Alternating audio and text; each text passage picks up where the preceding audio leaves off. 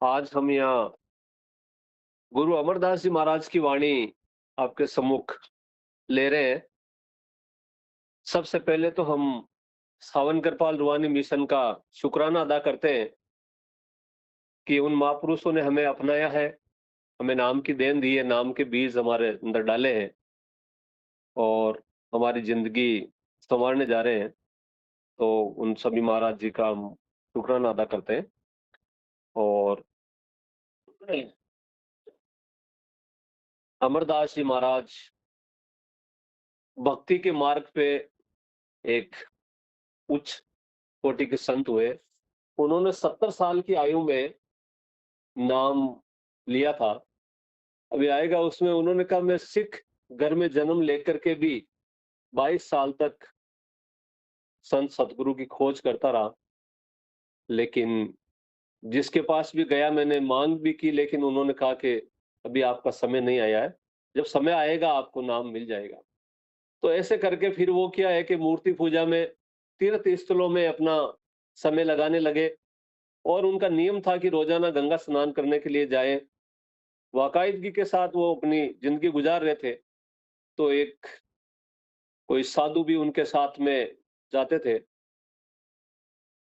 रोज़ाना उनका वही रास्ता था, उनके गाँव से होते हुए वो साथ तो आगे चले जाते थे और वो वहाँ रुक जाते थे। तो एक दिन का योग था, उस साधु महाराज से उन्होंने कहा कि भई आज हम यहीं रात्रि विश्राम कर लेते हैं। तो उसने कहा ठीक है, हम दोनों रोज़ गंगा स्नान करने के लिए साथ में जाते हैं, तो आज हम यहीं रात्रि विश्राम कर लेते हैं। रात्रि विश्राम के लिए वो साधु महाराज और अमरदास जी के घर पे रुके थे। तो बातों-बातों में उस साधु महाराज ने पूछ लिया कि अमरदास तुम्हारे गुरु का क्या नाम है? तो अमरदास जी ने कहा भई मेरा तो कोई गुरु है ही नहीं। तो वो साधु महाराज रात को ही निकल गए। उन्होंने कहा भई मेरा तो धर्म ही भ्रष्ट कर दिया आपने। मैं तो बिना गुरु बनाए हुए के व्यक्ति के घर पे पानी नहीं पीना चाहता हूँ। तो ऐसे करके वो रात को ही निकल गए। तो उसी समय से गुरु अमरदास जी महाराज के मन में लगन लग गई कि गुरु का इतना बड़ा महत्व होता है ज़िंदगी में और बिना गुरु के तो हमारा समय बिल्कुल बेकार जा रहा है। तो उस समय वो रात को सोए ही नहीं और चिंतित अवस्था में रात व्यतीत कर दी। सुबह की 4 बजे तो गुरुवाणी का कोई पाठ कर रहे थे, उसकी आवाज़ उनके कानों में आई। तो उन्होंने गेट खोल करके बाहर निकला और आवाज़ को सुना कि ये आवाज़ किधर से आ रही है। तो उनके भाई के घर से वो आवाज़ आ रही थी, वो वहाँ पर गए, गेट खटखटाया, दरवाज़ा खुला, तो उनके भाई के जो लड़के की पत्नी थी, वो गुरुवाणी का पाठ कर रही थी, उनसे बात किया कि बेटी ये ज्ञान आपको कहाँ से मिला है? तो उन्होंने कहा कि पिताजी ये ज्ञान मुझे मेरे पिता अंगद देव जी महाराज ने दिया है। तो उन्होंने कहा भई मुझे भी वहाँ ले चलो। तो उस बहू ने कहा कि पिताजी मैं आपको तब तक वहाँ नहीं ले चल सकती हूँ। मेरे पिता गुरु अंगद देव जी महाराज का ये आदेश है कि जब तक मैं तेरे को यहाँ नहीं बुलाऊँ तब तक मायके नहीं आना। तो उन्होंने कहा भई मैं भी तेरे ससुर लग रहा हूँ, तो तेरा फर्ज़ बनता है मेरी भी बात माने। तो उन्होंने कहा ठीक है। तो वो अपने ससुर को लेकर के वहाँ गई। तो अंगद देव जी महाराज से क्या छुपा था? तो उन्होंने कहा कि बेटी जब तू लेकर के आ गई तेरे ससुर को, तो यहाँ लेके आ जा। तो उसके बाद अंगद देव जी महाराज की बड़ी कृपा हुई और अमरदास जी महाराज को नाम मिला। नाम मिलने के दौरान उन्होंने गुरु की इतनी भक्ति की कि कभी भी गुरु के सामने से घूमना होता तो पीठ दिखा करके वो नहीं घूमते थे, उल्टे पाँव ही चला करते थे, उनकी तरफ ही मुँह रखा करते थे। तो काफ़ी ऐसी घटना है। तो 70 साल की आयु में भी नाम प्राप्त करने के बाद गुरु अमरदास जी महाराज ने अच्छी भक्ति की। तो आज हम उनकी वाणी प्रस्तुत की जा रहे हैं, बता रहे हैं कि इस गुफा में अकुट भंडारा, तिस विच वसे हर अलख अपारा। ये तीसरी पातशाही श्री गुरु अमरदास जी महाराज की वाणी है, क्योंकि आपको रूहानी दुनिया का काफ़ी तजुर्बा था। ये बता रहे हैं कि अमरदास जी महाराज को रूहानी दुनिया का काफ़ी तजुर्बा था, काफ़ी अनुभव था उन्होंने, क्योंकि कम समय में ही उन्होंने इतनी भक्ति कर ली कि परमात्मा के दर्शन कर लिए उन्होंने, गुरु गादी प्राप्त हो गई उनको। गुरु में अटूट विश्वास भी उनको था। तो बता रहे हैं, तीर्थ यात्राएँ, मूर्ति पूजा, व्रत करने के बाद नाम मिला। 70 साल की उम्र थी, नाम की कद्र की। जितना शब्द का भेद श्री गुरु अमरदास जी महाराज की वाणी में है, उतना और किसी महापुरुष की वाणी में नहीं है। सभी गुरुओं ने एक ही मजमून विषय लिया है, मगर उन्होंने शब्द को ज्यादा लिया। इस तरह गुरु अमरदास जी महाराज और गुरु रामदास जी महाराज ने गुरु के प्यार को लिया। इस शरीर आत्मा की गुफा है, इस शरीर को आत्मा की गुफा कहा गया है, क्योंकि काल भगवान को जब ये आत्मा मिल गई तो उन आत्माओं को तन और मन के पिंजरे में कैद कर लिया। इस तरह से अमर साहिब जी महाराज ने भी कहा कि ये जो शरीर है वो आत्मा की गुफा है और इसके अंदर अखुट भंडार रखे हुए हैं। हिंदू, मुस्लिम, सिख, ईसाई, कोई भी धर्म के, कोई भी मजहब के, चाहे कोई भी देश के रहने वाले लोग हैं, लेकिन परमात्मा ने हमें बराबर खजाना दिया है और सबके अंदर अखुट भंडार रखा हुआ है। वो अखुट भंडार शब्द का है, जो दुनिया के सबसे कीमती चीजों में से एक है। अमरदास जी महाराज फरमा रहे हैं कि इस काया अंदर नवखंड प्रथम हाट पटन बाजारा, काया अंदर ब्रह्मा विष्णु महेशा, सब औपत जित संसारा। कहते हैं, यहूदी लोग कहते हैं कि खुदा ने इंसान को अपनी शकल पे बनाया है, क्योंकि परमात्मा की तो कोई शकल ही नहीं है। कहते हैं परमात्मा सर्वत्र व्याप्त, सभी जगह मौजूद है। कण कण के अंदर, जरे जरे के अंदर परमात्मा मौजूद है। परमात्मा के दो जातीय रूप, ज्योति और श्रुति, साइंस ने भी ये सिद्ध कर दिया कि किसी भी अणु और परमाणु को अगर ब्लास्ट करते हैं तो उसमें से लाइट एंड सॉन्ग मिलता है। तो कह रहे हैं कि परमात्मा ने अपनी शकल इंसान को दे दी और उनकी एक जो आत्मा है वो परमात्मा का अंश है, वो अपने अंदर विराजमान है और खुद खुदा अपने को बना करके अंदर बैठ करके और अंदर से दरवाजा बंद कर लिया। इसकी चाबी परमात्मा ने संत सतगुरु को दी, वो ही इसको खोल सकता है, वरना किसी के बस की बात नहीं है। तो बता रहे हैं कि वह इंसान के अंदर है आलम सगीर, जिसे पिंड कहते हैं, आलम कबीर यानी ब्रह्मांड की नकल है। तो पीपा साहिब जी महाराज, या राजा पीपा भी एक बहुत बड़े संत हुए थे, तो उन्होंने भी रैदास जी महाराज से नाम लिया और वो भी ये बता रहे हैं कि जो ब्रह्मंड सोई, पिंड जो खोजे सो पावे, पीपा प्रणव परम तत् है, सतगुरु होई लखावे। तो है कि जितने भी महात्मा हुए वो अंदर गए, वे सभी इस बात का हवाला देते हैं कि खजाना ही नहीं बल्कि खुद परमात्मा भी इसके अंदर है। क्योंकि संतों की बात तो झूठी होती नहीं। संतों ने वहां पहुंच करके जो नजारे देखे या जिस रास्ते से वो गए, उसी रास्ते का जिक्र यहाँ किया गया है। क्योंकि जो व्यक्ति जो देखेगा वही बात कहेगा, वही लिखेगा। तो ये बात बिल्कुल भी झूठी नहीं है कि जितने भी संत सतगुरु हुए वो परमात्मा से एकमेक हुए और जिस रास्ते से गए वो रास्ता हमें भी समझा रहे हैं कि अंदर ही मिला है। जिससे भी मिलेगा अंदर ही मिलेगा, बाहर न किसी को मिला है और न मिलेगा। ये परमात्मा का कानून है, जिसे विधि का विधान कह सकते हैं अपन, क्योंकि उनके विधि के विधान में किसी भी प्रकार की कोई परिवर्तन नहीं है और ना कोई गुंजाइश है। तो आज से पहले जो भी गया अंदर के रास्ते गया, परमात्मा से एकमेक हुए, मिले और आगे भी यही रहने वाला है। शायद कोई ये कहे कि मालिक जरे जरे में है, जरूर है, मगर इस तरह है जिस तरह वो दूध में घी है। अब दूध के अंदर घी है, किसी जानकार को तो पता है, जो गाय भैंस रखता है या कोई घी निकालता है। लेकिन जो अनभिज्ञ है, जिसको ज्ञान नहीं है, वो कहेगा भाई दूध के अंदर तो घी, तो मुझे तो नजर नहीं आ रहा, कैसे दूध के अंदर घी है। लेकिन उस दूध को उस प्रोसेस से गुजारना पड़ेगा, गर्म करना पड़ेगा दूध को, फिर उसको दही बनाना पड़ेगा, फिर छाछ बनानी पड़ेगी, फिर उससे जो घी निकलेगा उसको भी फिर गर्म करके और एकदम नीट एंड क्लीन प्योर घी के अंदर वो आएगा। तो हमें तो पता है कि भाई घी इस तरह से है। तो इसी तरह जो संत सदगुरु है या जिनको नाम मिल गया, उसने कमाई कर ली, उनको तो विश्वास है कि भाई परमात्मा हमारे अंदर है। लेकिन जो जिन्होंने कुछ किया ही नहीं, वो तो कैसे कोई हालत में नहीं मान सकता है। डॉक्टर लोग खुद कहते हैं कि हम तो दिन में पता नहीं कितने ऑपरेशन करते हैं, परमात्मा हमें तो दिखाई नहीं देता है। लेकिन उस प्रोसेस से गुजरेंगे तब दिखेगा ना परमात्मा, कैसे दिखेगा।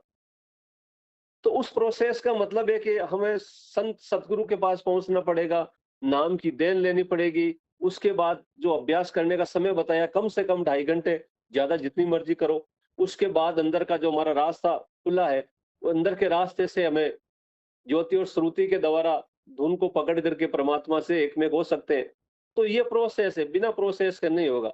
अब जैसे किसी को पूरियाँ तलनी है, तो दूध में से घी है भाई ठीक है, इसके अंदर तल लेते हैं, वो पूरी नहीं तली जाएगी, वो तो घी में ही तली जाएगी। तो परमात्मा को प्राप्त करने के लिए उसी रास्ते से गुजरना पड़ेगा, वो रास्ता है अंदर का रास्ता। अब चाहे कुंभ के मेले में जाओ, चाहे हरिद्वार जाओ, चाहे गंगा जी जाओ, चाहे मंदिर, मस्जिद, गिरजाघर कहीं भी जाओ आप, कहीं भी परमात्मा की प्राप्ति होने वाली नहीं है। एक सिर्फ मन का वहम है और मन हमेशा हमारे साथ छलावा कर रहा है, हमें धोखे में रख रहा है क्योंकि ये काल का एजेंट है। ये बार-बार हमें कस्तूरी मृग जिस प्रकार से अपनी नाभि से खुशबू आ रही है, लेकिन उसको पता ही नहीं है कि मेरी नाभि से खुशबू आ रही है। अब वो तो जहाँ भी रुकता है, खुशबू आ रही है, कभी इधर, कभी इधर, कभी इधर, चारों ओर भगता फिरता है और भगते, भगते, भगते, भगते उसके बड़े-बड़े सींग है, झाड़ियों के अंदर फँस जाते हैं और अपनी ज़िंदगी को खत्म कर लेता वो। यही हालात हमारे हैं कि हमें पता नहीं है कि परमात्मा तो खुद अपने अंदर है और परमात्मा इतने दयालु है, इतने दयालु है, इतने दयालु है कि बस उसको कुछ उम, गुंजाइश ही नहीं है शंका करने की कि जिस प्रकार से एक पेरेंट्स अपने बच्चों के प्रति कितना प्रोटेक्ट है, एक जन्मते ही बच्चे को इंसान उसकी कितनी कदर करता है। माँ गीले में सोती है, उसको सूखे पे सुलाती है, अपने हाथों से खाना खिलाती है, नहलाती है, धुलाती है और जब वो बाहर है तो खाना खाती है और उस समय उसका फ़ोन आ जाता है, तो वो बहुत ज़्यादा चिंतित हो जाती है, भई बेटैम फ़ोन कैसे आया? अपन तो इंसान है जो पशु-पक्षी है, अब उनको देखो, वो अपनी जीभ से उसकी सारी गंदगी चाट करके दूर करती है, वो क्या उसको कमा के देने वाला है या और कुछ करने वाला है, लेकिन फिर भी उसको प्रोटेक्शन दिए जा रहे हैं। तो इस प्रकार से एक अपन जनरल जो प्राणी होते हुए भी अपनी संतान को इतना प्यार करते हैं, इतने प्रोटेक्ट देते हैं, तो वो तो परमपिता परमेश्वर है, बहुत जानी जान है, जानने वाला है, तो वो तो उनके बच्चों को बहुत ज़्यादा प्रेम करता है। अपन एक कदम उनकी तरफ बढ़ाते हैं, वो 4 कदम अपनी ओर आते हैं। लेकिन अब करें क्या वो गलती अपनी है कि अपन उनकी तरफ कदम बढ़ाने की सोच ही नहीं रहे, बढ़ाते ही नहीं है। अब और कहीं कोई काम हो जाएगा तो अपन वहाँ चले जाएँगे। कोई जादूगर खेल दिखाने वाला आ जाएगा तो वहाँ भीड़ लग जाएगी। अब जैसे असलियत की ओर आने के लिए कोई तैयार ही नहीं है। हर सत्संग सेंटरों का हाल यही है, क्योंकि हकीकत है यहाँ, झूठ का तो काम ही नहीं है, भ्रम का काम नहीं, माया का काम नहीं, कोई परमात्मा की जो ओरिजिनलिटी है वो यहाँ पेश की जा रही है, लेकिन ये आने को तैयार नहीं। घर बैठे-बैठे और कुछ कर लेंगे, गप-सप चला लेंगे, संडे है मूवी देख लेंगे और कुछ कर लेंगे, लेकिन इन्होंने अपने ऊपर दया करके एक मानव चोला हमें दिया है, लास्ट हथियार है। अब इसमें अपन कुछ नहीं कर पाएँगे, तो फिर वही 84 लाख जिया जून है। अभी जोधपुर में भगवान सिंह जी नाम के व्यक्ति है, वो सावन सिंह जी महाराज की कोई रूह बता रहे हैं। तो वो कह रहे हैं कि भई 3 साल की उम्र से ही मुझे उनके दर्शन हो रहे हैं और ये उनका आखिरी जन्म है, वो अभी मौजूद है, मैं भी मिला हूँ उनसे और वो बता रहे हैं कि मेरा ये लास्ट जन्म है, उसके बाद उनका उद्धार मोक्ष हो जाएगा उनका। तो ये हकीकत है, कोई झूठ तो है नहीं, वो व्यक्ति अभी अपने सामने जीता जागता है। तो इसलिए हमें विश्वास करना चाहिए और उनको देख करके हमें चाहिए कि ज़्यादा से ज़्यादा अपन भी भक्ति करके और कम से कम समय में, कम से कम जन्म लेने के उपरांत हमें भी मोक्ष की प्राप्ति हो।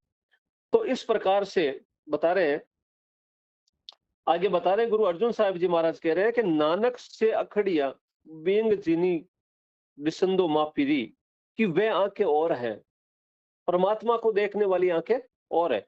ये जो आंखें ये तो फना है, फना यानी नासवान, इन नासवान आंखों से परमात्मा के दर्शन नहीं हो सकते। और वो कान और है जो परमात्मा की धुन सुनते हैं, ये कान भी नासवान है। अब वो आंख और वो कान, उसकी जानकारी हमें कौन देंगे? संत सतगुरु देंगे। दूसरे की तो कोई की हिम्मत है नहीं, क्योंकि उसको तो खुद को नॉलेज नहीं है, वो क्या जानकारी देंगे। तो संत सतगुरु हमें बताएंगे कि भाई वो परमात्मा को दर्शन करने वाली आंखें हैं, वो आपके अंदर की आंख है। परमात्मा की धुन को सुनने वाले जो कान है, वो भी आपके अंदर के कान है और उनकी तवज्जो से वो हमारी आंख और कान खुल जाते हैं, एक्टिव हो जाते हैं। उसके बाद रोजाना अभ्यास के द्वारा हम उस परमात्मा के घर से जो 36 प्रकार की राग रागनियां हो रही है, उनको हम सुन सकते हैं। परमात्मा के जो जातीय रूप है, ज्योति, उसके दर्शन कर सकते हैं। तो ये संत महात्माओं ने कहा है। तो गुरु अमृत साहिब जी महाराज फरमा रहे हैं कि मायाधारी अति अंधा बोला, सबदन सुनई बहु रोल गचोला। अब कह रहे हैं कि मनुष्य माया के पदार्थों में फंसा हुआ है। अब उनको 24 घंटे के अंदर कम से कम 2.5 घंटे के लिए कहा है कि आपको पूर्ण रूप से परमात्मा के हवाले, गुरु के हवाले होकर के निकालना है। लेकिन इस दिन का 10वां हिस्सा भी वो परमात्मा के नाम नहीं निकाल रहा है। वो तो चौबीसों घंटे रात को सपने में भी उनको सपने ही आते हैं तो माया के आते हैं। जो लोग माया में फंसे हुए हैं, उनको रात को सपने भी आते हैं तो माया के ही आते हैं। और जो व्यक्ति माया में फंस गया, उसका निकलना भी बस की बात नहीं है। क्योंकि माया के मोह में वो इतना अंधा हो गया कि सत्य और झूठ का भी उनको पता नहीं। अब जिस प्रकार से एक वो संत थे, एक पहले तो वो डाकू थे। तो जो भी व्यक्ति वहां से निकलता था, उनकी हत्या कर देता था, उनको लूट लेता था। तो एक दिन कोई पहुंचे हुए महात्मा वहां से निकले, उनका राह रोकी उन्होंने। तो उन्होंने कहा कि भाई, तू जो अपराध कर रहा है, इसका जिम्मा कोई तेरे परिवार से ले लेता है तो उनको पूछ के आजा, मैं कहीं जाने वाला नहीं हूं। तो उन्होंने कहा, आप कहीं चले जाओगे? तो उन्होंने कहा, हम कहीं नहीं जाएंगे, हम तो यहीं ही है, तुम घर पे जाकर के और पहले पूछ तो लो, भाई तेरे तो दो रोटी खानी है, तो तुम इतना बड़ा जो अन्याय करने जा रहे हो, आज से आज तक जो कर रहे हो, तो उसका जिम्मा तो तुम्हारे ऊपर है। अगर इसके हिस्से का कोई पाप तेरे परिवार वाले लेने के लिए तैयार है तो उनसे पूछ लो। तो वो घर गया, अपने पिता था, पिता से पूछा, पत्नी से पूछा, बच्चों से पूछा कि भाई, मैं जो कमाई लेके आ रहा हूँ, पाप की कमाई है, उनका जो पाप लगेगा, उनका थोड़े थोड़े आप ले लोगे क्या? तो उन्होंने कहा, नहीं, हम क्यों लेवे, ये आपकी ड्यूटी है। आप चाहे ईमानदारी से कमा के लाए, चाहे पाप से कमा के लाए, हमारी परवरिश करने की जो जिम्मेदारी है, एक परिवार की परवरिश करने की जिम्मेदारी होती है उसके मुखिया की, तो वो आपकी जिम्मेदारी है। वो तो आप जाने, आप चोरी करके लाए, डकैती करके लाए, उसका जो फल मिलेगा वो तो आप ही भोगोगे। तो उनकी आंखें खुल गई और वो वापस वहां गया।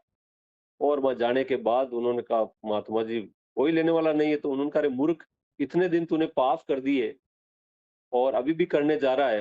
तो उसकी मन की जो आंख है वो एकदम खुल गई और उसको वहीं उन्होंने बिठा करके चले गए कि भाई, तुम तो बेटे बेटे यही नाम दे दिया उसको, राम राम नाम दिया था। अब लेकिन वो तो बहुत बड़ा अपराधी था, राम तो नाम आए नहीं। वो तो उल्टा ही जपे, मरा मरा मरा मरा मरा मरा, कंटिन्यू वो मरा मरा। कोई भगवान ने कहा, भाई इसकी भावना तो राम कहने की है, तो वो भले ही मरा मरा कहे, उसको कबूल कर लिया और कबूल करके उनको संत बना दिया, उसका मोक्ष हो गया। तो इस प्रकार से हमारे जो भाव है वो देखे जाते हैं। ये नहीं देखे जाते कि अपन दिखावा क्या कर रहे हैं, दिखावे से कोई मतलब नहीं। अब एक संत सदगुरु के पास में शिष्य चौबीसों घंटे रहते हैं, लेकिन सबके भाव अलग अलग होते हैं। कोई किस भाव से उनको बसता है, कोई किस भाव से बसते हैं। तो जो एक संत सदगुरु कहीं गए हुए थे तो एक तवाइफ थी वैश्या, वो आकर के और संत सदगुरु के चरण स्पर्श किए। और चरण स्पर्श किए तो उस समय उसके भाव अच्छे थे और उनको थोड़ा ज्ञान हो गया था, परमात्मा की कृपा हुई उसके ऊपर। तो उनके आंखों से जो अश्रु धारा बह चली और उन संत सदगुरु के चरणों पे वो अश्रु गिरे और उनके बाल खुले थे। जब उन्होंने चेहरा ऊपर किया तो उनको लगा कि भाई, मैंने और एक अपराध कर दिया है। संत सदगुरु के जो पांव है मेरे आंखों के पानी से गंदे हो गए। तो अपने बालों से उनको पोंछ दिया कि प्रभु, मैंने और गलती कर दी। तो संत सदगुरु ने उनको आशीर्वाद दे दिया मोक्ष का कि भाई, चल तेरा उद्धार हो। तो पास में जो शिष्य बैठे थे उन्होंने प्रश्न किया कि महाराज जी, हम तो चौबीसों घंटे आपके इर्द गिर्द घूम रहे हैं, सारी सेवा कर रहे हैं और हमें भी आप इतना नहीं दे रहे हैं। और ये तो एक वेश्या है, आप कितने अपराध किए उन्होंने, आपने तो इतने से समय में दे दिया। तो उन्होंने स्पष्टीकरण किया उसका कि भाई, इसके भाव देखो, इसके आंखों के नेत्र के जल से मेरे पांव धोए और अपने बालों से इसको पहुंचा है। इसके भाव देखो कितने शुद्ध है। जब किए, जब जागे तब सवेरा। अब ये जाग गई है, तो इसलिए मैंने ये कहा। तो इस प्रकार से हमें निर्मल हृदय से जब प्रभु की भक्ति करेंगे ना, तो वो ज्यादा फलीभूत होगी। अब मन में कुछ और चल रहा है, माला फेरने के लिए कई लोगों की आदत होती है, वो शाम को सुबह को उसके नियम बने हुए कि भाई मैं 1 घंटा माला फेरूं। तो वो कहते हैं कि माला तो कर में फिरे और मनवा फिरे 10 दिशा। तो उसका तो कोई मतलब ही नहीं है। माला भले ही हाथ में पड़े लेकिन उसका दिमाग वहाँ है कि मेरी फैक्ट्री में क्या हो रहा है, मेरे मज़दूर क्या कर रहे होंगे, वो चोरी तो नहीं कर रहे होंगे। जो फार्मर्स है, किसान है, उसका है कि भई मेरे खेत में कोई गाय नहीं घुस गई है या और कुछ नहीं है। तो इस प्रकार से उसकी कोई वो फलीभूत नहीं होती। अब एक सेठ जी 12 साल सत्संग सुनने के लिए जाते हैं, कुछ भी साथ लेकर नहीं आते। कपड़े झाड़ करके बस फ्री और एक दिन उसका लड़का गया, उन्होंने सुना, गाय जब आटा खा रही थी तो उनका क्या खा जाएगी, 1-2 किलो से ज़्यादा आटा नहीं खा सकती गाय। तो उन्होंने उसको भगाया ही नहीं। तो उसके पिता ने कहा, "अरे मूर्ख है क्या तू?" कि मैं पिताजी मूर्ख तो नहीं हूँ, मेरे को दिख भी रहा है लेकिन मैं सत्संग में गया था। तो कहने का मतलब है कि हम भी जैसे 50-60 किलोमीटर से यहाँ आ रहे हैं, आप भी अपना अमूल्य समय खोटी करके यहाँ बैठे हैं। इतने समय में अपन भी उनकी तरह से पैसे कमा सकते हैं या और कुछ काम कर सकते हैं। जब अपन उसका जब फ़ायदा ही नहीं ले रहे हैं, तो कोई मतलब नहीं है दिखावा करने से। तो चाहे अपन 5 मिनट ही बैठे या 5 मिनट के लिए ही अपना हृदय निर्मल करें। अपने शरीर की जो एक नेचुरल प्रकृति है, ईड़ा, पिंगला और सुषुम्ना 3 जो नाड़ियाँ होती है हमारे शरीर के अंदर। तो ईड़ा इधर चल रही है और पीड़ा इधर चल रही है, पिंगला इधर चल रही है और सुषुम्ना हमारे बीचों-बीच चल रही है। जब ईड़ा का चलने का जो समय होता है, उस समय हमारे मन में ख़्याल ऑटोमेटिक बदल जाते हैं। अपन पीसफुल वातावरण में भले ही बैठे हैं, जब जब भी ईड़ा चलने लगेगी अपने मन के अंदर, लोभ के, लालच के और किसी के ये, अपना आप ख़्याल आने लग जाएँगे। इसका समय खत्म हुआ, पिंगला चलेगी, तो हमें थोड़ा गुस्सा, किसी का बुरा सोचना, किसी का और कुछ ऑटोमेटिक चलने लग जाएगा। और जब ये नाड़ी हमारी चल रही है, सुषुम्ना, उसके समय तो भक्ति के अलावा कोई हमें सूझता ही नहीं है। कहीं भी बैठे, हमें ऑटोमेटिकली हमारे मन में ये ख़्याल आ जाएगा। तो इस प्रकार से जब हम भजन में भी बैठे, तो एक तो आप कभी नोट कर लेना, जिस समय ये बीच वाली नाड़ी जब चलती है, उस समय अगर भजन में अपन बैठेंगे तो बहुत जल्दी कामयाबी मिलेगी। और इस समय बैठेंगे तो ख़्याल अलग आएँगे, ये नाड़ी चल रही है उस समय ख़्याल अलग आएँगे। तो इस प्रकार से भले ही कम समय मिले अपने को, लेकिन सच्चे हृदय से, निर्मल हृदय से, अच्छे भाव से अगर उस समय का सदुपयोग करेंगे, तो ज़्यादा फलीभूत होंगे। आगे फरमा रहे हैं, "कल कीरत शब्द पहचान अहा भक्ति चूके अभिमान।" अब वो कह रहे हैं कि तेरे अंदर जो अभिमान है, तेरे अंदर जो घमंड है, उसको दूर करना पड़ेगा। हर प्राणी के अंदर ईगो है, चाहे वो किसी भी प्रकार का प्राणी है, हर के अंदर ईगो है। अब ईगो किसी को पैसों का हो सकता है, किसी को अपनी पढ़ाई का हो सकता है, किसी को अपने पद का हो सकता है, किसी को और किसी का हो सकता है। लेकिन उसको पता नहीं कि 60 साल होने के बाद चाहे वो एसपी है, चाहे थानेदार है, चाहे कलेक्टर है, कोई कुछ नहीं, ज़ीरो। उस दिन घर पे आ गया, उसको कोई नहीं पूछता है। और जब तक वो सीट पे रहता है, पता तो है उसको कि मेरे दिन नज़दीक आ रहे हैं, 4 दिन ही कम है अब तो रिटायरमेंट होने में। फिर भी उसका वो रौब झाड़ता है, अभी मैं सीट पे हूँ। इस प्रकार से पता तो अपने को भी है कि अपनी आयु भी एक निश्चित है, हम भी जाएँगे, सारी पूँजी यहाँ छोड़ कर के जाएँगे, लेकिन फिर भी अपन किसी भूखे को भोजन नहीं दे पाते हैं, उसको भगा देते हैं बाहर से, "चल जा आगे का रास्ता देख भई।" है ना? तो इस प्रकार से कहने का मतलब ये है कि पता होने के बावजूद हम बार-बार ये गलतियाँ का दोहराएँ अपन, तो उससे कोई फ़ायदा होने वाला नहीं है। कहते हैं कि कल कीरत शब्द पहचान, तो हमें उस शब्द को पहचानना है कि हमारे अंदर चौबीसों घंटे अखंड कीर्तन हो रहा है, 36 प्रकार के बाजे बिना बजाए ऑटोमेटिकली बज रहे हैं, तो उसका तो कुछ ना कुछ ताकत तो है तभी बज रहे हैं वो।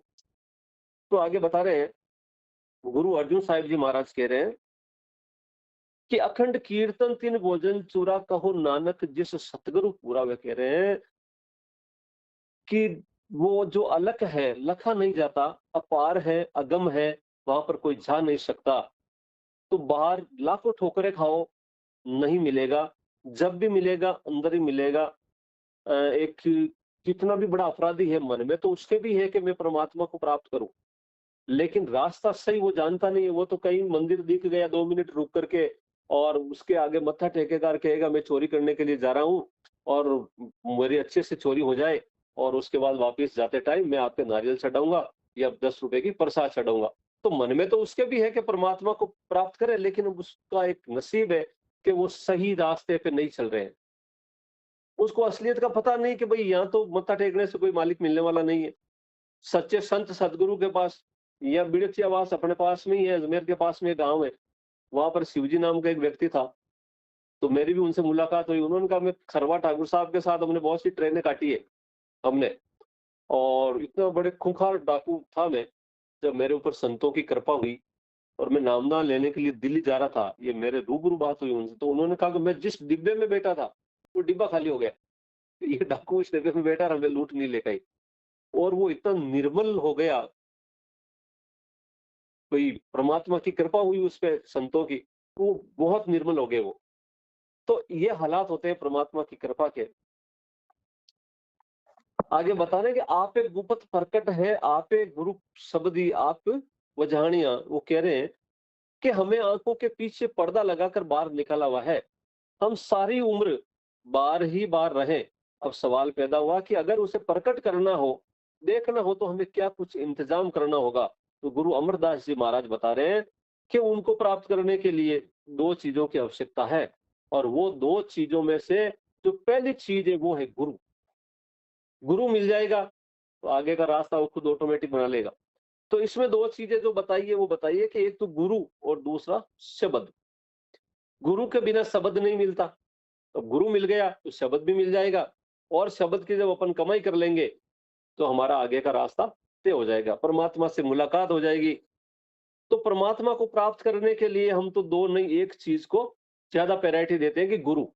हमारी जिंदगी में अगर सच्चा गुरु आ जाएगा तो हमें शब्द का ज्ञान करा देगा वो। आगे बता रहे हैं कि बिन गुरु दाते कोई न पाए, लख कोटि जे कर्म कमाए। अब कहते हैं कि लाखों करोड़ों ग्रंथ पढ़ लो, मन अंदर जाने नहीं देता। गुरु अंगद साहिब जी महाराज बता रहे हैं, अमरदास जी महाराज की गुरु थे, वो बता रहे हैं कि गुरु कुंजी पाऊ निवल मन कोठा तन छत, नानक गुरु बिन मन का ताकन उगड़े आवरण कुंजी हत। बता रहे हैं कि कुंजी गुरु के हाथ में है। परमात्मा ने हमारी रचना करके खुद अंदर बैठ करके चाबी गुरु को दे दी, और गुरु का रूप धारण ही वो खुद करके आता है, और उससे राह लेकर अपनी सूरत को नाम में जज या लीन करता है, अंदर पर्दा खोल लेता है। तो चाबी गुरु के हाथ में है, जिसको गुरु मिल गया, अंदर का पर्दा उसका खोल दिया। अपनी थोड़ी सी कमाई हमें नामदान के दिन दे करके और हमारा वो ताला खोल देते हैं, और हमें उससे रूबरू करा देते हैं कि भाई ये है, अब आप अपने घर पे आराम से रोजाना अभ्यास करें और वहां चढ़े। तो दुनिया का बहुत बड़ा हिस्सा पुराने महात्माओं जिन्हें गुजरे हजारों साल हो गए। अब हमारे इस संसार का क्या नियम है? संसार का नियम यही है कि जो भी पुरानी मूर्तियां हैं या कोई पुरानी पहुंचे हुए की कोई तस्वीरें हैं, उनके समक्ष जाकर के घंटों आराधना करते हैं, बैठते हैं। लेकिन यहाँ अमरदास जी महाराज ने बताया है कि भाई जैसे धनवंतरी जैसे या लुकमान जैसे डॉक्टर्स जिसमें इतनी ताकत थी कि वो मुर्दे को जिंदा कर देते थे, अब उनकी तस्वीर के समक्ष आप अगर किसी बीमार को ले जाकर के बिठा दोगे, तो क्या वो दवा दे सकता है? वो दवा नहीं दे सकता, क्योंकि अभी उसकी ड्यूटी खत्म हो गई। यही बात हमारे गुरु भी बता रहे हैं कि अगर कोई महिला है और कोई भी सुंदर व्यक्ति है, उसकी तस्वीर के आगे बैठ करके कह ली कि मैं तो तुमसे शादी करूंगी, तो क्या वो जायज है? वो नहीं हो सकता है। अब एक लेख आया कि भाई ईसा मसीह जी एक महिला को रोजाना दर्शन देते थे, बात होती थी। तो कृपाल सिंह जी महाराज से जब वो मिली, तो उन्होंने कहा कि मुझे तो कोई आवश्यकता नहीं नाम लेने की, मुझे तो ईसा मसीह जी से रोज बात होती है मेरी। तो कृपाल सिंह जी महाराज ने कहा कि आज जब तुम्हारी बात हो तो उनसे पूछना कि मेरे लिए क्या आदेश है। तो यही हुआ। जब दूसरे दिन उनकी बात हुई, तो उस महिला ने कहा कि भाई मेरे लिए क्या आदेश है ईसा मसीह जी। तो उन्होंने कहा कि आपके लिए यही बेहतर रहेगा कि अभी जो ड्यूटी है वो संत कृपाल सिंह जी महाराज की है। तो आप उनसे नामदान लें और आगे का रास्ता तय करें। तो यही बात यह लागू होती है कि हमें जो वक्त के गुरु अभी ड्यूटी पर है, उनसे हमें नाम लेना चाहिए, उनके बताए हुए मार्ग पे चलना चाहिए, तब जाकर के हमारा काम हो जाता है। अब कोई व्यक्ति कलेक्टर है, वो सस्पेंड हो गया है या फिर वो रिटायरमेंट हो गया है, वो हमारा काम थोड़ी कर सकता है। जो अभी सीट पे है, वही करेगा। तो हमारे ज़िंदगी में भी हमें ये सोचना चाहिए कि भई जो वक़्त के गुरु है, अभी कौन है उसको पहचाने। तो सावन कृपाल रूहानी मिशन के जो अभी वक़्त के गुरु हैं, युग पुरुष संत राजेंद्र सिंह जी महाराज, अभी ड्यूटी पर वो हैं। अब अपन उनके शरण में जाएँगे तो अपना काम 100% हो जाएगा। तो तीनों महात्मा भी उन्हीं को पावर दे रखा है। सावन सिंह जी महाराज, कृपाल सिंह जी महाराज, दर्शन सिंह जी महाराज, कि भई अभी आप ये काम करे। तो आगे बता रहे हैं, हऊ वारी जीव वारी अमृत नाम मन वसाणिया। अब कह रहे हैं गुरु साहिब जी कि बार बार उस महात्मा पर कुर्बान जाते हैं जिसने अमृत रूपी नाम हमारे हृदय में डाल दिया। अब कहते हैं कि हर सांस में, हर लहमे में उनका शुक्राना अदा करना चाहिए कि हे परम पिता परमेश्वर, आपका कोट कोट धन्यवाद कि आपने हमें मानव चोला दिया। दूसरी बात की हमें एक सच्चा सतगुरु भी दिया है, और फिर हमें उस गुरु का धन्यवाद करना चाहिए कि हे परमात्मा रूपी सतगुरु, आपने हमें नाम की देन दी है, आपके चरणों में बैठने का जो हमें मौका दिया है, उसके लिए हम आपका शुक्राना अदा करते हैं। कहते हैं कि हमारे जो राजेंद्र सिंह जी महाराज है, उन्होंने तो कई बार कहा कि जब आप कभी अच्छे लोगों की शरण में बैठे, तो भी उनका शुक्राना अदा करते हैं कि करना चाहिए कि परमात्मा आपने हमें ये मौका दिया आज। कोई भी हमारी जिंदगी का अच्छा समय आए, उसके लिए भी उनको धन्यवाद देना चाहिए। हर सांस में उनका शुक्राने का भाव हमारे अंदर होना चाहिए। कोई कुछ नहीं कर सकते, ये तो कर ही सकते हैं, तो भी परमात्मा बड़ा खुश हो कि चलो कम से कम उनको ज्ञान तो है कि भाई मैं तो इस काबिल नहीं था, आपकी कृपा से मैं यहाँ तक पहुँचा हूँ। तो हमारे अंदर शुक्राने का भाव, अच्छे लोगों से मिलना, उनके साथ बैठना, अच्छा समय, खुशी का समय जो भी आए, हमें उनका शुक्राना करना चाहिए। तो आगे बता रहे हैं, अमृत नाम माँ रस मीठा गुरुमति अमृत पियावनिया। वो कह रहे हैं कि ये इंसान के अंदर अति मीठा, जिसकी कल्पना अपन कर नहीं सकते हैं, या उसका वर्णन कोई शब्दों में बयान नहीं कर सकते उसको। किसी बेजुबा व्यक्ति को अगर मिठाई खिला दी जाए और उसको उसके स्वाद के बारे में पूछा जाए, तो वो क्या बताएगा? वो तो उछलेगा, नाचेगा, गाएगा मस्ती में, भाई वो इतनी मीठी थी। तो उससे भी कहीं गुना मीठा जो हमारे अंदर नाम है, जब नाम मेडिटेशन अपन बैठते हैं और जब नाम की लज्जत अपने को आती है, जो रूह यहाँ पहुंचती है और उसके बाद जो आगे का सफर तय करती है, तब जाकर के हमें पता चलता है कि नाम की क्या कैफियत है, कितनी बड़ी ताकत है। उस नाम में इतनी ताकत है कि जो ये लोक है सारे, ये सारे उसी से निर्माण हुए उसके। खंड, ब्रह्मांड, जितने भी संसार की पूरी कायनात है उस शब्द से खुली है, उस शब्द से बनी है। और वो शब्द हमारे अंदर चौबीसों घंटे अखंड कीर्तन हो रहे हैं, अनहद नाद हो रहा है, जिसकी कोई सीमा नहीं, कोई लिमिट नहीं। अपन सोते हैं तो भी वो चलता रहता है, और कोई काम कर रहे हैं फिर भी वो चलता रहता है। अब कमी अपनी है कि जब भी पीसफुल वातावरण मिले, काम तो करना है। महाराज जी भी कह रहे भाई अपनी ड्यूटी तो करनी है, हक और हलाल की कमाई खानी है अपने को, तो उसके लिए काम करना पड़ेगा। जो भी ड्यूटी हमें मिली है, रोल प्ले मिला है, उसको ईमानदारी से निभाना है। जब भी हमें मौका मिले पीसफुल वातावरण में जाए, तो हम थोड़ा एकदम एकांत में होकर के उसका आनंद लेना चाहिए, वो ध्वनि हमें सुननी चाहिए।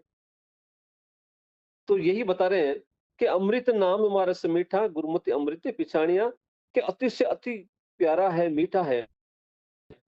लेकिन हमें एक चीज से सावधान रहना चाहिए, वो है जो 5 डाकू हमारे साथ लगाए हुए हैं उस काल के, उसका एक तो एजेंट मन, और 5 उसके जो पहरेदार हैं, जो डाकू है, हमें लूटने के लिए वो हमारे साथ में लगा दिए, काम, क्रोध, मोह, माया और अहंकार। तो उससे हमें सावधान रहना पड़ेगा कि बहुत बड़े-बड़े संत महात्माओं को उन्होंने ठग लिया। अपनी तो कोई ताकत नहीं है, लेकिन ये विश्वास है कि अपने जो गुरु है, इनके आगे उनका वश नहीं चलेगा। लेकिन अपने को भी ईमानदारी से ड्यूटी करनी है, जो हमें समय दिया है कि भाई 2.5 घंटे कम से कम, और ज्यादा से ज्यादा जो मर्जी आपकी, इतना तो हमें करना ही है।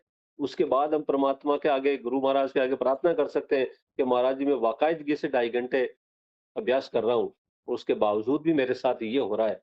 अब अपन तो बैठते ही नहीं है, कुछ कर ही नहीं पा रहे, और उनको अगर जबरदस्ती कहे, तो फिर तो गलती में अपन है। उनको, वो तो जानने वाले हैं, ऐसा नहीं कि उनको पता नहीं है। उनको हर समय पता है कितना हम समय दे रहे हैं, क्या हम बोल रहे हैं। अभी अपने को दिखाई नहीं दे रहे हैं कि उनका वचन है कि जहाँ भी 2 भाई-बहन मिलकर के बैठेंगे, वहाँ मैं मौजूद आऊँगा।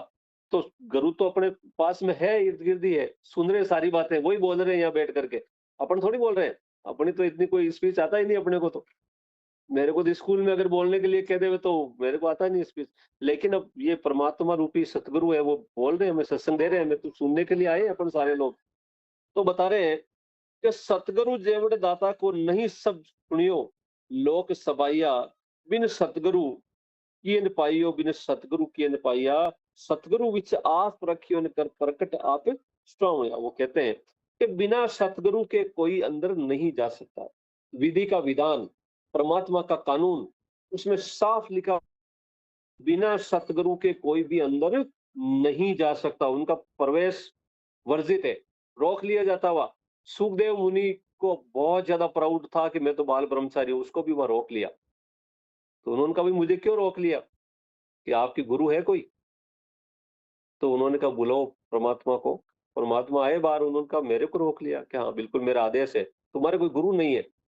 तो मेरे गुरु तो इस दुनिया में कोई बनने के लायक ही तो नहीं है, मैं तो बाल ब्रह्मचारी हूँ, कौन बनेगा मैं इस दुनिया में गुरु? मेरे से बड़ा कोई है क्या व्यक्ति? तो उन्होंने कहा, नहीं, गुरु तो होना जरूरी है, विधि का विधान है, किसी के लिए भी छूट नहीं है। तो आप जाइए। तो उन्होंने थोड़ा हवाला पूछा कि भाई मेरे को हवाला तो दो, आप मेरे गुरु बनने के लायक भी इस धरती पर कोई है या नहीं है? उनका है, राजा जनक से मिलना आप। तो वो आए वापिस।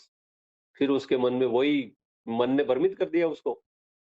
शंका हो गई उसके मन में कि वो तो गृहस्थी है, राजपाट का कार्य संभालता है, कितने नौकर चाकर, रानियां, वो मेरे गुरु कैसे बन सकता है? फिर भी उसके पिता ने कहा, वशिष्ठ जी ने, कोई चाहते तो वशिष्ठ जी भी उनको नाम दे सकते थे, लेकिन नहीं, विधि का विधान नहीं था। भाई नाम और कोई देगा तो उनके हाथों से लिखा हुआ था, तो उन्होंने कहा नहीं, वहां जाइए। तो उसके पिता ने कहा, भाई जब वहां से हवाला दिया है तो जाना चाहिए। गया वहां, गया तो फिर मन ने उसको शंका पैदा कर दी, वापिस आ गया। तो पिता ने कहा कि नहीं, तूने बहुत बड़ी गलती कर दी है, तू वापिस आ गया, अब मिलना थोड़ा दुर्लभ हो गया है। और कहाँ जाकर के मिलना है, तुझे जाना तो है वापिस, लेकिन अब वहां उस रास्ते से नहीं।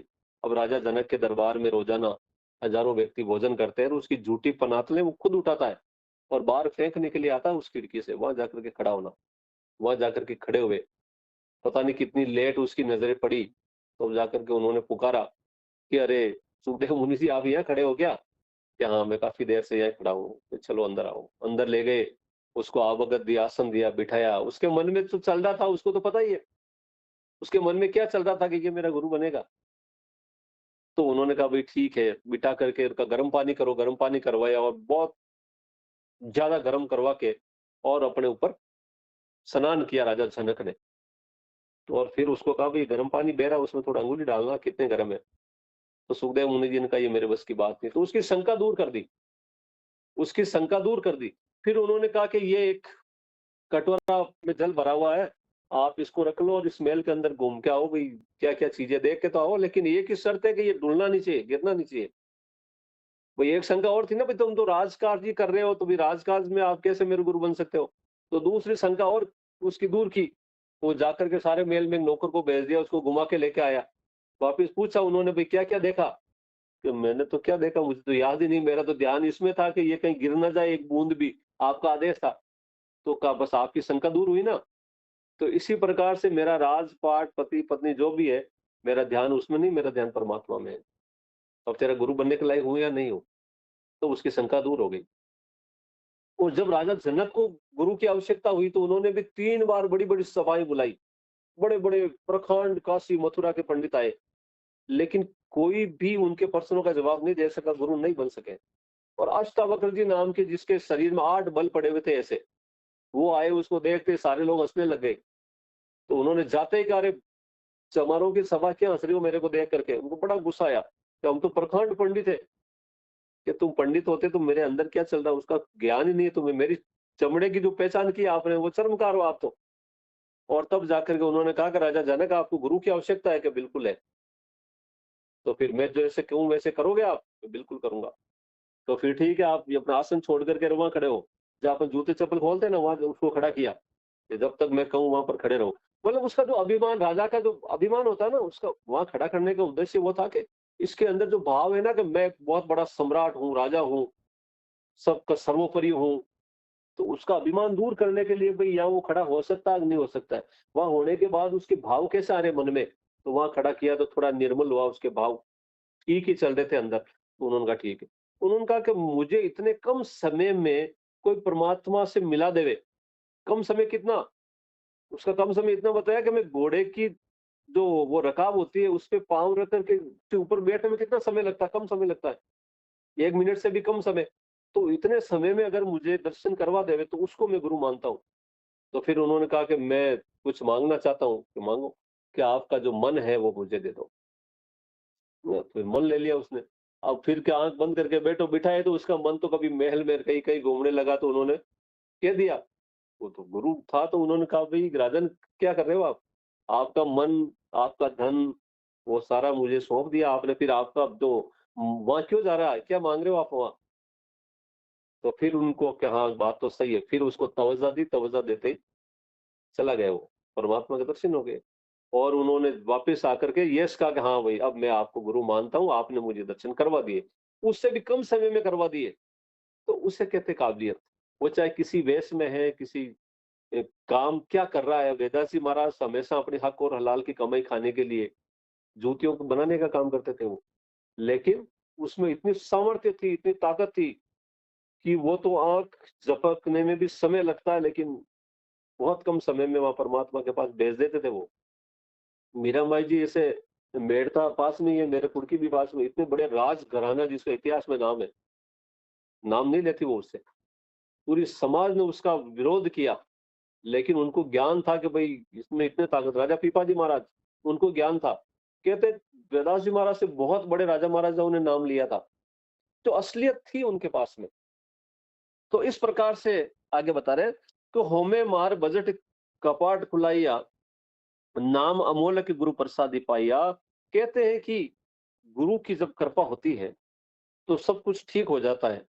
गुरु की कृपा से 9 दरवाजों से एकाग्र होकर अंदर पर्दा खोला, तो नाम की लज्जत आई। उसका नतीजा क्या हुआ? काम, क्रोध वगैरह मर गए, अंदर प्रकाश हो गया, अज्ञानता का अंधेरा नाश हो गया। कहते हैं ये नाम की कमाई का फायदा है।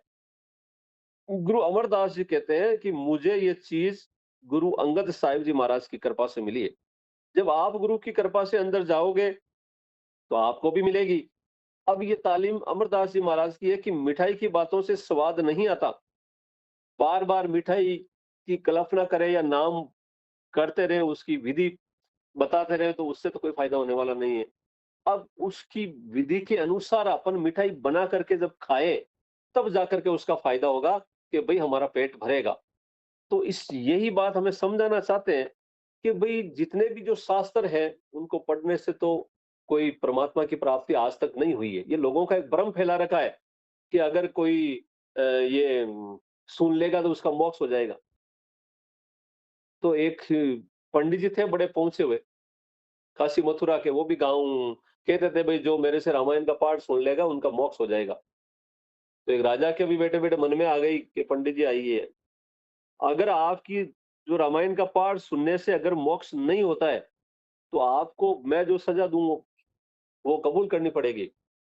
उनको तो पता था भई ये तो मेरे पेट के हुनर है, कोई सुनने से तो मोक्ष होता नहीं है।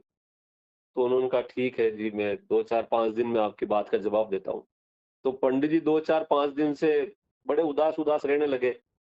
अब घर में पता तो चलता भई कौन सैड रह रहा है, कौन हैप्पी है। तो उसकी बच्ची बड़ी समझदार थी, पढ़ी-लिखी थी। तो उन्होंने कहा पिताजी क्या बात हो गई? या कुछ नहीं ऐसा ही है। कहा नहीं, नहीं 2-4 दिन से हमें कुछ अलग माहौल लग रहा है, आप खाना भी पूरी तरह से ठीक से नहीं खा रहे हैं। ठीक से आप सो नहीं पा रहे हैं, और आपके जो मुखमंडल पे जो आभा है वो गायब है, आप चिंतित हैं। तो उन्होंने कहा कि चिंतित क्या है, अब अपन को तो पता ही है, भाई पेट के लिए कर रहे हैं अपन, दुनिया को मूर्ख बना रहे हैं। लेकिन राजा साहब ने कह दिया कि अगर आपकी जो रामायण का पाठ सुनने से अगर ये कुछ नहीं हुआ, तो मैं आपको सजा दूंगा। उनका अच्छी चिंता की, चलो उनके पास। हाँ, तो जाकर के बोला कि राजा साहब, जो मेरी लड़की है वो आपकी बातों का जवाब दे देगी, तो बुलाओ उसको। तो उसकी बच्ची गई, तो उन्होंने कहा राजा साहब आपको प्रश्न का जवाब चाहिए, तो मैं जैसे कहूँ वैसे आपको करना पड़ेगा। कहा ठीक है। तो उन्होंने कहा आप ऐसा करो कि 2 तो बड़े-बड़े रस्से मँगवाए जाएँ। तो उनको तो कहने का ही काम था, नौकर-चाकर बहुत से थे, 2 बड़े-बड़े रस्से मँगवाए, और उन्होंने कहा आपके जो गाँव है ना सारा, उस सारे गाँव को इकट्ठा करो और थोड़े जंगल के तरफ चलो। वहाँ गए, वहाँ 2 पास-पास में पेड़ थे, 5-10 फीट के दूरी पे। तो वहाँ चले गए, सारा गाँव साथ में, वो राजा साथ में। तो उन्होंने कहा राजा साहब मेरे पिता को बंधवाओ इस जाड़े रस्से से, इस पेड़ के, बंधवा दिया। दूसरे रस्से से कहा कि इस राजा साहब को भी बांध दो, उसको भी बंधवा दिया। अब राजा को कहा कि राजा आप तो बहुत बड़े राजा हैं, सारी दुनिया आपके हुक्म की तालीम करती है, आप मेरे पिता को खोल दो। तो उन्होंने कहा, बेटी मैं कैसे खोल सकता हूँ, मैं तो बंधा हुआ हूँ यहाँ, आप नहीं खोल सकते हो? कि मैं नहीं खोल सकता हूँ। तो पिताजी से कहा कि आप तो जिंदगी भर रामायण का पाठ करते आ रहे हैं, आप में तो बहुत बड़ी सामर्थ्य होगी, आप खोल दो राजा साहब को। उन्होंने कहा, मैं भी नहीं खोल सकता हूँ, मैं ही बंधा हूँ।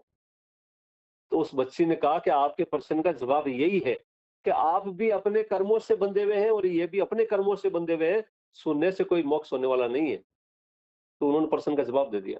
तो हकीकत बहुत सी ऐसी बातों से, दुनियावी उदाहरणों से हमें समझाया गया है कि भाई कोई किसी का कुछ नहीं कर सकता है। अब हमारे जो महाराज जी कई बार कहते हैं कि आप कम से कम दूसरों पे एहसान मत करो, अपने आप के भलाई के लिए आप भजन पे बैठो, भजन करो। अपने आप पे करना है आपको एहसान, दूसरे पे नहीं। और अपना काम खुद करेंगे। जैसे अपने पिताजी ने भजन बहुत से कर लिए, वो अपने लिए थोड़ी होगा, वो तो उनके लिए होगा।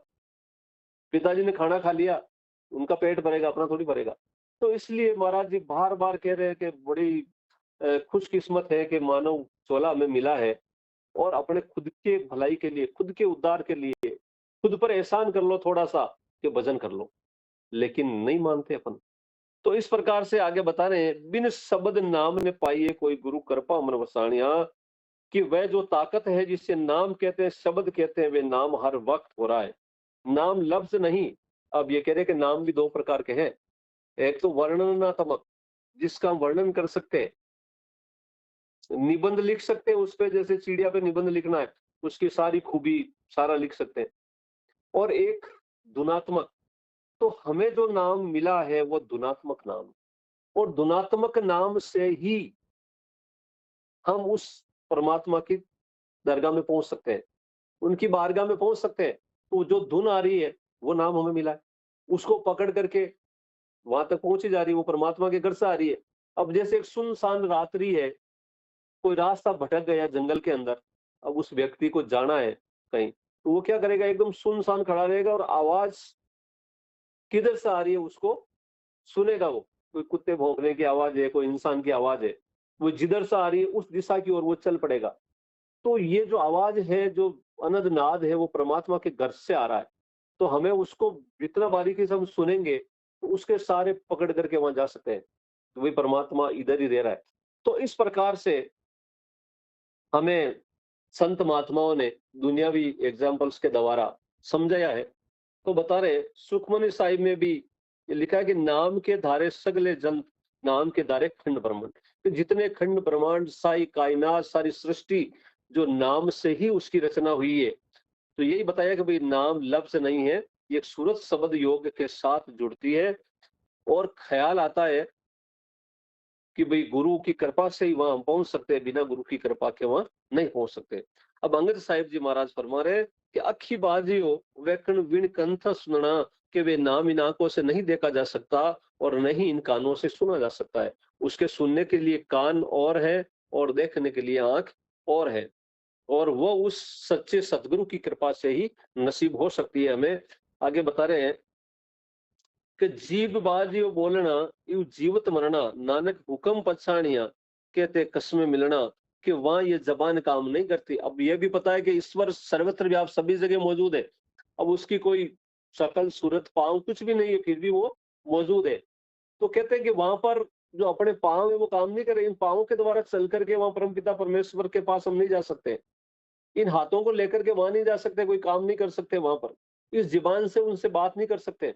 तो वहां तो उनकी नजर से ही हमारे मन में क्या चल रहा है, उनका प्रश्न का जवाब वहां मिल जाता है। तो यही बात यहाँ बताइए कि ये जीते जी कब मरता है, जब यहाँ दोनों आंखों तक आ जाए। तब आप ऐसे कितने आदमी देखे होंगे तो वहां तक पहुंचे। कहते हैं कि हजारों लाखों करोड़ों में कोई एक आध बिरले है जो उस स्टेज तक पहुंचते हैं।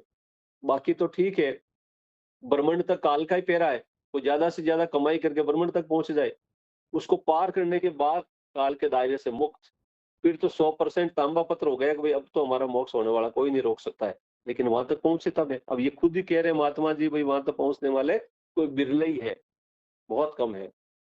आगे बता रहे, गुरु ज्ञान अंजन सच नेत्री पाइया, अंतर चानन ज्ञान अंधेरे गंवाइया, कि आम विद्वान ग्रंथ पोथियों को पढ़ने और उन पर विचार करने को ज्ञान कहते हैं। तो संत महात्मा कहते हैं कि ये तो बिल्कुल ही झूठ है, वो ज्ञान अलग है। और जो ये ज्ञान संत मत सिद्धांत के अंदर जो ज्ञान है, उसकी व्याख्या अलग है। वो गुरु नानक साहिब जी बता रहे हैं कि ज्ञान ध्यान गुण जानिए अखत कावे सोई। अब वो कह रहे हैं कि वो ज्ञान अलग है, और संत मत प्रकाश में संत मत के अंदर ज्ञान उसको कहा जाता है जो नियर डेथ एक्सपीरियंस, जो यहाँ अपने ध्यान को केंद्रित करके और रोजाना जो मरता है, जो जीते जी मरता है, उसको ज्ञान कहते हैं। लेकिन बाकी विद्वानों की भाषा में ज्ञान अलग है, जो 4 अक्षर पढ़ करके कुछ नॉलेज हासिल कर लेता, वो उसको ज्ञान कहते हैं। आगे कहते हैं कि ज्योति ज्योत मिली मन मानिया, हर दर शोभा पावनिया। अब ज्योति ज्योत में मिल गई, यानी बूंद समुद्र में मिल गई, सब कुछ प्रत्यक्ष हो गया। अपनी आत्मा ने गुरु से नाम लेकर के, उनके बताए हुए मार्ग पे चल करके और प्रत्यक्ष कर लिया, परमात्मा के दर्शन कर लिए। कहते हैं ना, हाथ कंगन को आरसी किया। प्रत्यक्ष को प्रमाण की क्या जरूरत है? फिर तो प्रमाण की जरूरत नहीं है। अपन ने देख लिया कि ये प्रत्यक्ष है, ये इसका आकार है, तो हमें उसके बारे में कोई सोचना ही नहीं है। तो प्रत्यक्ष कर लिया, परमात्मा के दर्शन हो गए, तो उसमें कोई गुंजाइश नहीं रही शक की। तो आगे बता रहे, कहे कबीर मन मानिया तवर जानिया, कि जब मन मान गया, पर्दा खुल गया, जब आत्मा सूरज चंद्रमा तारों को लांग कर सतगुरु के पास पहुंच गई, तो ये क्या कहता है? चलो ऊपर गुरु के नूरी स्वरूप तक पहुंचने की बात कर रहे हैं। वहां तक पहुंचने के बाद सतगुरु अपने को जज करके, अपने में लीन करके, और फिर जो हमारे लिए बेहतर है, कितनी अपन ने कमाई की, उसके अनुसार वो चीजें हमें दिखाएगा, भ्रमण कराएगा, और जो कमी है वो बताएंगे भाई आपको और थोड़ी मेहनत करनी है। तो आगे बता रहे हैं कि शरीर वो बालन को बार जाए, नाम ले, नाम ने ले बहुत बेगार दुख पाए। अब ये कह रहे हैं कि आपके अंदर आपकी चीज है, जिसके घर में करोड़ों रुपये दबा पड़ा है, और उसकी जो संतान है वो पैसे पैसे के लिए मोहताज रहती है, और दुख में आए दुख में वापिस चले जाते हैं कि पैसा नहीं है, पैसा नहीं है, गरीबी में आए गरीबी में चले गए। उसको पता ही नहीं है कि मेरे बाप दादाओं ने यहाँ बहुत सी माया छोड़ करके गए। तो यही हालात हमारी है कि हमारे अंदर इतना बड़ा खजाना है, परमात्मा खुद अपने साथ है, लेकिन पर्दा खोल करके परमात्मा से मिले ही नहीं। अब उनसे मिल लेते तो हमारी दुनिया के तो कोई काम अटकते ही नहीं, हमारा सारा काम आराम से हो सकता था। लेकिन गलती हमारी रही। आगे बता रहे, मन मुख अंधे सूझे नहीं फिर गिर आए, गुरुमुख वत पावनिया। कहते हैं कि जो मालिक को बाहर ढूंढते वो मनमुख है। वह इन पत्थरों में, ने पानी में, ने उजाड़ों में, ने पहाड़ों में, ने वेदों में। वो कबीरदास जी ने कहा कि पहाड़ पूजा हरि मिले तो मैं पूजू, पान पूजा हरि मिले तो मैं पूजू पहाड़। यानी पत्थर को पूजने से अगर भगवान मिल जाते हैं, परमात्मा मिल जाते हैं, तो मैं उस छोटे मोटे पत्थर को पूजने वाला नहीं हूं, मैं तो पहाड़ को फिर पूजता हूँ। मैं तो उसके सामने बैठ जाऊंगा, फिर मुझे भक्ति करने की आवश्यकता ही नहीं। और मूंड मुंडा या हरी मिले तो भेड़ बेंकुटा में जाए। वो कह रहा कि अगर बाल कटवाने से, ऐसे रहने से अगर परमात्मा की प्राप्ति हो जाती है, तो फिर भेड़ के तो साल में 2 बार बाल कटते हैं, उसको तो बेंकुट में जाना चाहिए। कहते हैं कि गंगा जी में वगैरह में जब स्नान करने से परमात्मा की प्राप्ति होती है, तो उस जल में तो वो मीन, मेंढक, मगरमच्छ, बहुत से जलीय जीव रहते हैं, तो उनका तो उद्धार नहीं हो रहा है, उनको भी तो बार बार जन्म लेना पड़ रहा है। तो इस प्रकार से ये दिखा हुआ जो अंधविश्वास है, उनको कबीरदास जी ने काफी अपने शब्दों में समझाया है। बता रहे हैं कि गुरु प्रसाद सच्चा हर पाए, मन तन वेख हमें मेल जाए। अब कहते हैं कि सच्चा हरि गुरु की कृपा से मिलता है। अगर अंदर पर्दा खुल जाए तो प्रत्यक्ष हो जाएगा, मन को लज्जत आ जाएगी, सब कुछ होगा, सारी मेल निकल कर बाहर हो जाएगी। कबीर साहिब जी महाराज कह रहे हैं कि 5 लड़के मार के रहे राम मिल लाए। अब वो कह रहे हैं कि जो 5 लड़के मार करके परमात्मा से प्राप्त कर हो सकते हैं, तो इसका मतलब ये कि हमारे अंदर जो 5 डाकू है, उसको मार करके ही हम परमात्मा से ल्यू लगा सकते हैं। जब तक वो रहेंगे, हमें लूटते रहेंगे। वो डाकुओं का क्या काम है? लूटना, थोड़े से पैसे दिखे लूटना। तो जब तक हम उसको कंट्रोल नहीं कर लेते, उस पर विजय नहीं पा लेते, तब तक परमात्मा को प्राप्त करना मुश्किल है। तो यही बात उन्होंने बताई कि 5 लड़के मार कर रहे राम ल्यू लाए। तो इसका मतलब कि इनको मार करके, 500 लड़कों को मारकर राम के साथ ल्यू लगा सकते हैं हम। तो इसका जो तरीका है वो तो संत महात्मा बताते ही अपने को। आगे बता रहे, वैश्य सुथान सद हर गुण गावे सच्चे शब्द सुमावणिया। कहते हैं कि इसको रोज रोज 9 दरवाजों से ऊपर जाना चाहिए।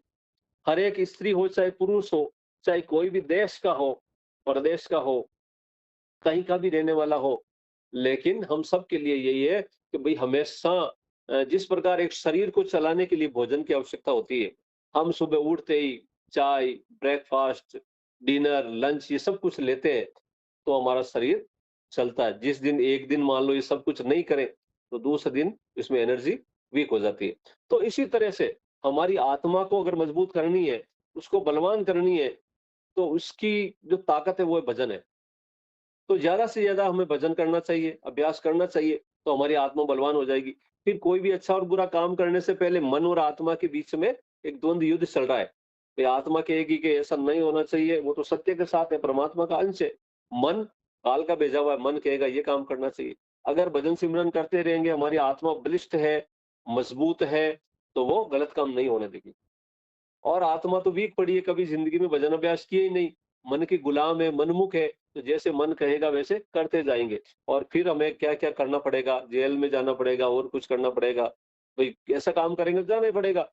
तो फिर इस तरह से इन्होंने कहा है कि भई "वेश सुतान सद हर गुण गावे, सच्चे शब्द समावणिया"।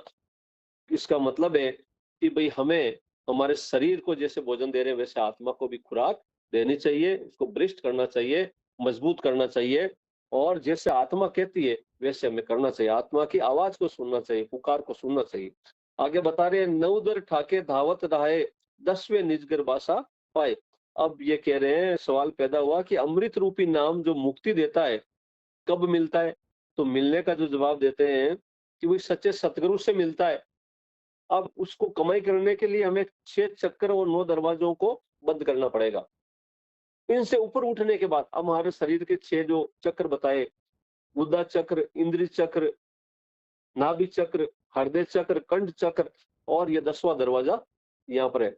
और बता रहे हैं कि जो 9 दरवाजे हैं, वो यहाँ से नीचे-नीचे के 9 दरवाजे। अब 10वां दरवाजे पे आज्ञा चक्र पे जब अपन आएँगे, तो परमात्मा की प्राप्ति आसानी से हो जाएगी। यहाँ तो कुछ भी नहीं है। बता रहे हैं, "ओत अनहद शब्द बजे दिन रात, गुरमति शब्द सुहानियाँ"। अब आप ऊपर चढ़ोगे, आपको अनहद शब्द सुनाई देगा, जैसे गुरु नानक साहिब कीर्तन, मुसलमान फ़कीर कलाम इलाही। कहते हैं कि जितने भी दुनिया में मज़हब बनाए हुए हैं, सारे मज़हबों में स्पष्ट लिखा है, लेकिन उस पे कोई मनन नहीं करता, अमल नहीं करता। अब उस शब्द अलग हो सकते हैं, कोई उर्दू में कहता है, कोई हिंदी में कहता है, कोई अंग्रेजी में कहता है। कभी भगवान को कोई गॉड कह रहा है, कोई वाहिगुरु कह रहा है, कोई अल्लाह कह रहा है, कोई और कुछ कह रहा है, लेकिन चीज़ वो एक ही है। तो सारे शास्त्रों के अंदर परमात्मा को प्राप्ति करने के जो नियम बताए वो एक ही है। लेकिन अब शब्दों का फेर है, पर्यायवाची शब्द लिखा हुआ है, कोई मनन करता नहीं। आगे बता रहे, "बिन शब्द अंतर आनरा, ने वसत लेने चूके फेरा"। जब तक आत्मा इस पिंड में से निकल कर उस शब्द को नहीं पकड़ेगी, तब तक आदमी के अंदर वे रोशनी पैदा नहीं होगी। ने मालिक मिलता है, अंधा आया अंधा चला जाएगा। जो दौलत हमारे घर में रखी हुई है, उसका फ़ायदा हम नहीं ले पाएँगे। गरीबी में आए, गरीबी में चले जाएँगे। तो हमारे अंदर जितना बेशुमार खजाना रखा हुआ है, परमात्मा खुद हमारे अंदर रह रहा है, आत्मा इसी के अंदर है, आत्मा और परमात्मा को मिलाया ही नहीं हमने। फिर वैसे ही वापिस चले जाएँगे, 84 लाख जिया जो उनके अंदर जितने भी ये दिख रहे हैं बाहर, कीड़े-मकोड़े, जानवर, वो सब फिर वापिस हमें भोगना पड़ेगा। उसके बाद फिर एक ऊपर कृपा होगी हमारे ऊपर, फिर इंसान चोला मिलेगा। तो 84 लाख तो बहुत लंबा टाइम होता है, बहुत लंबी। किसी की आयु 1000 साल है, किसी की 100 साल है, किसी की 50 साल है। तो इतना समय बीतने के बाद फिर अपन वापिस आएँगे। इसके बजाय थोड़ा-सा कष्ट उठा करके, और कष्ट भी क्या, शुरू-शुरू में थोड़ा-सा कष्ट है। जब एक बार अपनी आत्मा जो प्रवास करने लग जाएगी, उसके बाद वो हैबिचुअल हो जाएगी। कोई भी चीज़ है, 10 दिन अपन चाय पीते हैं, हैबिचुअल हो गए। तो जब 2-4 बार आत्मा प्रवास करने लग जाएगी, फिर अपन हैबिचुअल हो जाएगी। फिर आराम से कोई दिक्कत नहीं। तो थोड़ा-सा कष्ट हमें पाने के लिए खोना पड़ेगा। तो बता रहे हैं, "गुपत परकट तू सम्मनि थाई, गुरु प्रसाद मिले सोजी पाई"। अब कहते हैं कि अंत में कृपा, गुरु की कृपा से अंदर मालिक के दर्शन हो गए। तो रूह कहती है कि हे परमात्मा, तू हर जगह मौजूद है, मगर बहुत लोगों के अंदर गुप्त है, थोड़े लोगों के अंदर प्रकट है। मिलता कब? जब आदमी गुरु से नाम लेकर पर्दा खोलकर ऊपर चढ़े। फिर कहते हैं कि तेरा मिलाप हमें गुरु की कृपा से हुआ है। अंत में फरमा रहे हैं कि नानक नाम सला सदा तू गुरुमुख मन वसाणिया। गुरु साहिब जी कह रहे हैं कि उस नाम की कमाई करो, जिसका इशारा गुरु मुख देता है। बाकी लफ्जों को तो सारी दुनिया ही जपती है, बिना गुरु के न कोई अंदर गया, न जाएगा। अब ये पहली मंजिल तक का हाल बयान किया है यहाँ। वो आगे की मंजिलों में तो बहुत सी कैफ़ियत है, बहुत से नज़ारे हैं, उसका तो वर्णन अलग ही है, वो तो उसका कोई लिख ही नहीं सकता उसको तो। तो इस प्रकार से आज का जो सत्संग है वो समाप्त होता है और हमारे जो संत सतगुरु हैं, उनको हम धन्यवाद देते हैं, संत राजेंद्र सिंह जी महाराज को कि हमारे ऊपर कृपा बनाए रखें और हमें भी उस तक पहुँचाए परमात्मा तक, हमारे लिए जो बेहतर है, वही हमारी ज़िंदगी में ढले।